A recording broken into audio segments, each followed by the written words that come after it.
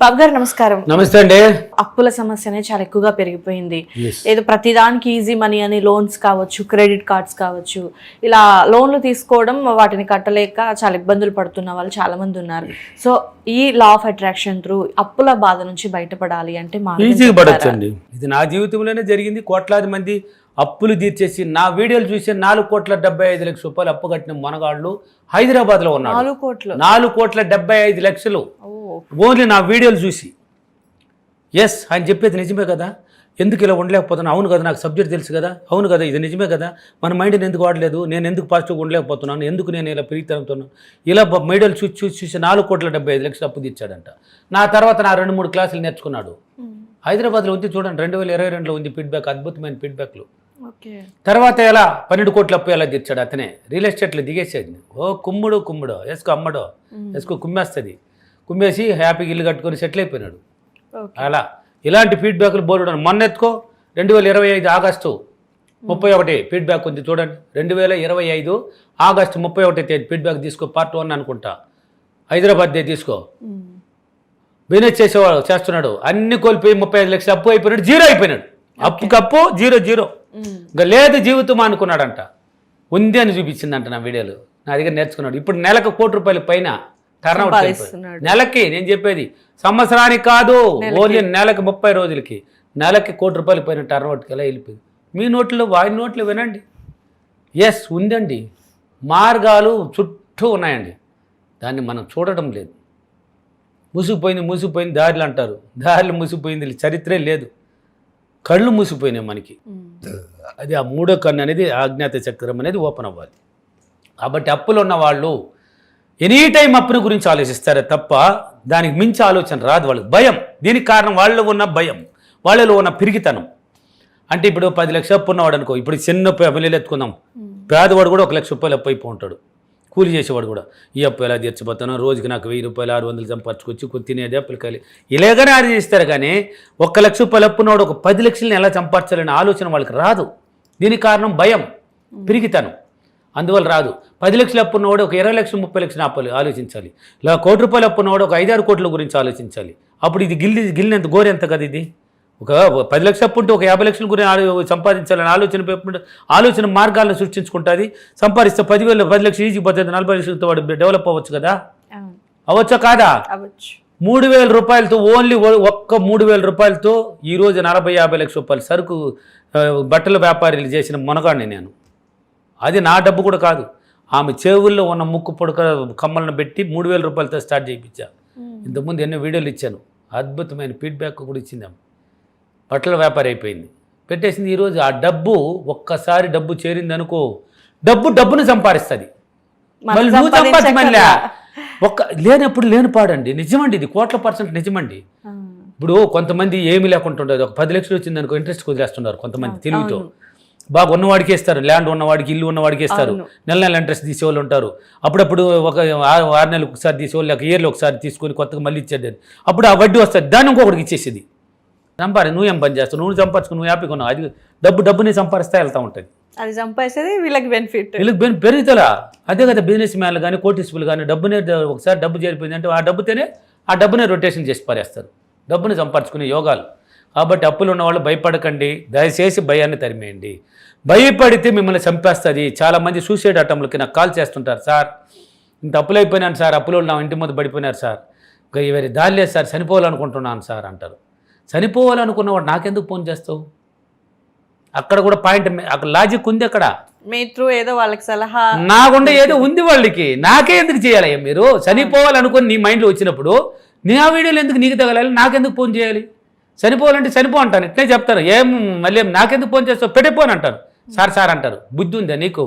ఇట్టాడతా బుద్ధి ఉందా నీకు? మానవ జన్మెత్తి చనిపోవడానికి పుట్టాం, మనం సాధించడానికి కదా పుట్టింది. ఈ భూమి పైన సాధించడానికి పుట్టాం. కష్టాలు పెట్టింది, బాధలు పెట్టింది, పరిశోధనలు ఇచ్చింది, అప్పులు పాలు చేసింది, అన్నీ చేసింది. నిన్ను ప్రాణాలు తీసిందా? ప్రాణాలు తీయలేదు కదా, ప్రాణాల బ్రహ్మాండం పీల్చింది. అంటే ఇంకెంతైనా పీకొచ్చు, నువ్వు అనుకుంటే ఎంతైనా సాధించవచ్చు, ఎంతైనా సంపాదించవచ్చు. పోయిందాన్ని పట్టుకొని పీకులాడతారు. కానీ జరిగిపోయిందబ్బా, జరిగిందాన్ని ఎంతసేపు ఆలోచిస్తావు? ఇంకా జరగబోయేదాన్ని గొప్పగా ఆలోచించు, పాజిటివ్గా ఆలోచించు, అన్నీ నీ అరచేతులు తీసుకోవచ్చు. కాబట్టి అప్పులు ఉన్నవాళ్ళు ఏం చేస్తారంటే ప్రతిరోజు క్రమం తప్పకుండా 4 గంటలకు నిద్రలేయండి. 4 గంటలకు చదువు ఉన్నా లేకపోయినా పర్వాలేదు, ఒక పెద్ద అద్దం తెచ్చిపెట్టుకోండి. అద్దంలో కూర్చొని మీ గురించి మీరు ఒక 3 సార్లు గొప్పగా చెప్పండి. మీ గురించే చెప్పుకోండి. నేను ఏదైనా సాధిస్తాను, నేను అదృష్టవంతి, నేను గొప్పవాడిని, నేను తెలివైన వాడిని, నేను అనుకున్నదాన్ని అనుభవిస్తా, ఇలాంటి మాటలు నేను సాధిస్తా, పొందుతా అని ఇలా చెప్పుకోండి. డబ్బులకి విశ్వానికి థ్యాంక్స్ చెప్పండి. 3 సార్లు చెప్పేసి ఎవరెవరికి అప్పులు ఉన్నారు మీరు చదువుకున్న వాళ్ళైతే పేపర్లో రాసి పెట్టుకోండి. వాళ్ళ పేర్లు రాసి వాళ్ళు మంచివాళ్ళు, వాళ్ళు గొప్పవాళ్ళు, వాళ్ళు నాకు అన్ని విధాలుగా అనుకూలంగా ఉన్నారు, వాళ్ళ గురించి పొగడాలి, తిట్టకూడదు. అప్పుడు ఇచ్చిన వాడు గొప్పవాడు కదా, మహానుభావుడు కదా, నీ ఆపదకి ఆదుకున్నాడంటే వాడు ఎంత గొప్పవాడు అండి. వాడిని తిట్టడం ఏంది? కాళ్ళు పట్టుకునేది, ఆవుకపోతే పోయి జిట్టు పట్టుకునేది, ఏమి? అందువల్ల నువ్వు అప్పులు పాలవుతున్నావు. నీ థాట్సే నువ్వు అప్పు తీర్చలేకపోతున్నావు, నీ యొక్క నెగిటివ్ ఆలోచన నువ్వు అప్పు తీర్చలేకపోతున్నావు. ఎప్పుడైతే నువ్వు వాడిని గురించి తప్పుగా ఆలోచిస్తావో అప్పుని తీర్చలేవు, ఛాన్సే లేదు.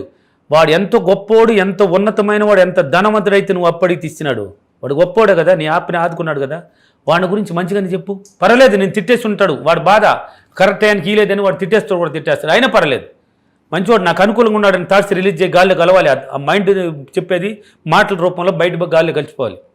గాలి కలిసి ఆయన మైండ్ని తాకుతుంది, అనుకూలంగా మారుతాడు. అంటే ఈ రోజు కాకపోయినా రేపు ఇస్తాడు లేరా, ఆడికి పోతాడని ఆలోచన ఆయనకి పుట్టిస్తుంది. సరేలే, వాడిని మనం తిట్టేశాను, ఇంకా చేయకూడదు పాపం, ముండూరోడు మళ్ళీ ఏదైనా చేసుకోబోతాడు, వాడికి మంచి ఆలోచనలు ఇస్తుంది. అప్పుడు సరేలే ఇస్తాడు. ఈ రోజు కాకపోయినా బయట ఊరు దొంగ కన్నా ఉండూరు దొంగ మేలు, బయట ఊరు దొంగ మేలు కాదు. ఏమంటే ఈ రోజు కాకపోయినా రేపిస్తాడు, ఇంటి ముందర ఉంటాడు కనబడతా, వాడే అని ఉంటాడు, బాయ్ స్విచ్ ఆఫ్. నా ఫీడ్బ్యాక్లో ఉన్నాయి ఈ కూడా స్విచ్ ఆఫ్ చేసి వెళ్ళిపోయిన వాళ్ళు నమ్మితే. కాబట్టి గొప్పగా వాళ్ళ గురించి అర్థంలో ఎవరెవరికి ఉన్నారు వాళ్ళ పేర్లు చెప్పి, వాళ్ళు గొప్ప వాళ్ళు, నాకు అనుకూలంగా ఉన్నారు, వాళ్ళ డబ్బుని చాలా సులభంగా ఇచ్చేసాను. డబ్బులకి విశ్వానికి చాలా చాలా కృతజ్ఞత. ఈ అఫర్మేషన్నే ఎన్నిసార్లు ఇష్టమో వాళ్ళ పేర్లు చెప్తూ చెప్పండి అర్థంలో. బాగా ట్రైనింగ్ ఇవ్వండి. నీ ప్రతిబింబంతో నువ్వు మాట్లాడుతున్నావు, నీ ఇన్నర్ మైండ్లో రికార్డ్ అవుతుంది, ఇన్నర్ మైండ్ వింటా ఉంది. చెప్పేసి కొంచెం ధ్యానం చేయండి. ఏం చేయాలి? ధ్యానం నేర్పించాను కదా. ఎవరెవరికి అప్పులు ఉన్నారో వాళ్ళందరికీ అంటే బేరు తెరిచినట్టు, అందుకే పడుకునేటప్పుడు డబ్బుని చూడండి అనేది. పగుల్లో కూడా మీరు చిల్లి చికెన్లో, మటన్లో ఫ్రైలు చూస్తారు కాబట్టి అయ్యే కనిపిస్తాయి. నువ్వు డబ్బును చూడు. ఇప్పుడు యూట్యూబ్లోకి పోతే ధనాన్ని కురిపిస్తుంది వర్షంలాగా. ధనాన్ని చూడండి, డబ్బుని చూడండి. ఖాళీగా ఉండేటప్పుడు డబ్బును చూడండి, ఆకర్షణ శక్తి ఏర్పరచుకో. చూడగానే నచ్చింది, దేంతో చూసినాడా, కంటితో చూశాడు, నచ్చిందే లేదా, పడదోశాడా లేదా, 6 నెలలు కాకపోయిన సంవత్సరమైన తరిమి ఆలోచన కాకలి పుట్టదో. అమ్మాయి పుట్టింది మైండ్లోకి, అమ్మాయి పుట్టుకొచ్చింది కాబట్టి తోసేసినాడు. అది మనం డబ్బును దోద్దాం. మనం ఏం నచ్చాలి? డబ్బును నచ్చాలి. అందుకని ఆ డబ్బును చూడండి. ఖాళీగా ఉండేటప్పుడు కూడా యూట్యూబ్లోకి వెళ్తే డబ్బు ఎలా తయారై కట్లకు వస్తుంటుంది కదా, అబ్బా ఈ విధంగా ఉండాలి నాకు డబ్బు అని ఆలోచన ఉన్నప్పుడే అక్కడ కళ్ళు మూసుకుని నీకు డబ్బు కనిపించాలి. అంటే బేరు తెరిచినట్టు, కట్లగా డబ్బు ఉన్నట్టు, ఎత్తి బ్యాగులో పెట్టుకున్నట్టు, నువ్వు బైక్లో పోతావో, సైకిల్లో పోతావో, కార్లో పోతావో, బస్సులో పోతావు, అది నీ చాయిస్. నువ్వు ఎలా పోవాలనుకున్న పోయినట్టు. ఎవరెవరికి అప్పులు ఉన్నావో, గిరిజాకి ఎంత అప్పులు ఉన్నాను ఇచ్చేసి, ఇందాక పత్రం తీసిరా ఇచ్చేసినట్టు, ఆ బాండ్ చించేసినట్టు సినిమా చూపించాలి. దానికి చించేసినట్టు మళ్ళీ ఇంకెవరికి ఉన్నావు వాళ్ళకి అంత ఇచ్చేసినట్టు, అందరికి అయిపోయి కూడా కొంచెం డబ్బు మిగిలినట్టు, కొంత డబ్బులు మిగలాలి. తీసుకొచ్చి మరలా బీరులు పెట్టినట్టు, బీరులు కూడా కొంచెం డబ్బు ఉన్నట్టు, అబ్బా అందరికి ఇచ్చేసినాను రా, ఇంకా నా దగ్గర డబ్బు ఉంది అంటే ఉంది, ఆ ఉందిని చూపించాలి. నువ్వు లేని దాన్ని చూపించకూడదు. లేని దాన్ని కూడా ఉన్నట్టు క్రియేట్ చేసి చూపిస్తున్నావు సినిమా. ఇలా ఎప్పుడైతే నువ్వు ప్రతిరోజు ధ్యానంలో ఊహించుకుంటూ పడుకొని నిద్రపోయేటప్పుడు కూడా అలాగనే ఊహించాలి. కొంచెం పగులు కూడా కూర్చున్నావు అంటే కళ్ళు మూసుకో. వాళ్ళకందరూ ఇచ్చినట్టు ఊరికే కూర్చొని కూడా అటు కళ్ళు మూసుకొని ఇచ్చినట్టు చూపిస్తాను. నువ్వు ఎక్కడ ఇవ్వనట్టు చూపిలే, ఇచ్చేసినట్టు సినిమా చూపించాలి. అద్భుతమైన ఫీడ్బ్యాక్లు కర్నూలులో ఉంది చూడు, అన్ని సిటీలో ఉన్నాయి నా క్లాసులు. హైదరాబాద్, విజయవాడ, వైజాగ్, రాజమండ్రి, ఒంగోలు, తిరుపతి, అనంతపూర్, కర్నూలు, బెంగళూరు, పొద్దుటూరు అక్టోబర్ 4వ తేదీ, ఇప్పుడు రాబోయే అక్టోబర్ 4వ తేదీ ఉంది. అన్ని సిటీల్లో ఫీడ్బ్యాక్లు ఉన్నాయి. అప్పులు ఎలా తీరుస్తున్నారని చెప్తుంటారని గొప్పగా పొగడాలి. అప్పుడు ఒక్కొక్కరికి ఇవ్వడానికి మార్గాలు ఏర్పడుతుంది. నీకు ఏర్పడుతుంది ఆ మార్గాలు సృష్టించబడుతుంది. అప్పుడు ఒక్కొక్కరికి ఈజీగా తీర్చవచ్చు. భయపడకండి. ఫస్ట్ భయాన్ని వదిలి అప్పు నిప్పేయ్యా, దాన్ని ఆలోచించినప్పుడే. దాన్ని పక్కన పెట్టు, దానికన్నా ఎక్కువ ఆలోచించు, ఈజీగా తీర్చే మార్గాలు ఏర్పడతాయి. ఇలా చేయండి, అప్పుని సులభంగా తీర్చుకోండి. భయపడకండి, పిరిగితనాన్ని తరమండి. మిర్రర్ వర్క్ ఎక్కువ చేయండి. భయం ఉన్నవాళ్ళు, ఎక్కువ భయం వచ్చిందంటే మిర్రర్ వర్క్ చేయండి. కొంచెంసేపు ఫీడ్బ్యాక్లు ఎత్తుకొని చేయడానికి. జనాలు మాట్లాడుతుంటారు, వాళ్ళు ఎంత అప్పులు తీర్చారు, ఎట్లా తీర్చగలిగినారు, ఇలా చేస్తున్నాము, నాకెంత డబ్బులు వచ్చినాయి, ఎలా వచ్చింది నీకొద్దు అన్నయ్య, ఎప్పుడు వచ్చినాము అనేది కాదు అన్నయ్య, దిగిందా లేదా బుల్లెట్, దిగిందే వాడే పండుగాడంట. ఎప్పుడు వచ్చింది, ఎలా వచ్చింది అనేది కాదే అన్నయ్య, జరిగిందా లేదా, వచ్చిందా లేదా, వాడే మణిబాబు. ఓకే. వాడే మణిబాబు, విశ్వమణి బాబు అంటారు. నీకు ఎలా వచ్చి నీకెందుకయ్యా, నీకు తీరిపోయింది లేదా, వచ్చింది లేదా, ఎలా అయితే ఎందుకో వస్తుంది. చేసుకోండి, అన్ని ఫీడ్బ్యాక్లు చూడండి, అద్భుతమైన ఫీడ్బ్యాక్లు ఉంటాయి. అప్పుని సులభంగా తెచ్చుకోవచ్చు. భయపడకండి, ఫస్ట్ భయాన్ని తరిమేయండి, భయం ఉంటే చంపేస్తుంది. కాబట్టి ఈరోజు అఫర్మేషన్, నేను ప్రతిరోజు క్రమం తప్పకుండా నేను తీసుకున్న వారి అందరి డబ్బులను చాలా సులభంగా, చాలా సంతోషంగా, చాలా ఆనందంగా ఇచ్చేసి నేను హ్యాపీగా ఆ అదృష్టంతో, ఆనందంతో, వైభవంగా ఆ ధనవంతుడి జీవితాన్ని అనుభవిస్తున్నందుకు డబ్బులకి, విశ్వానికి చాలా చాలా కృతజ్ఞతలు. థ్యాంక్ యూ వారు, thank you Mani, thank you Babu గారు. Thank you.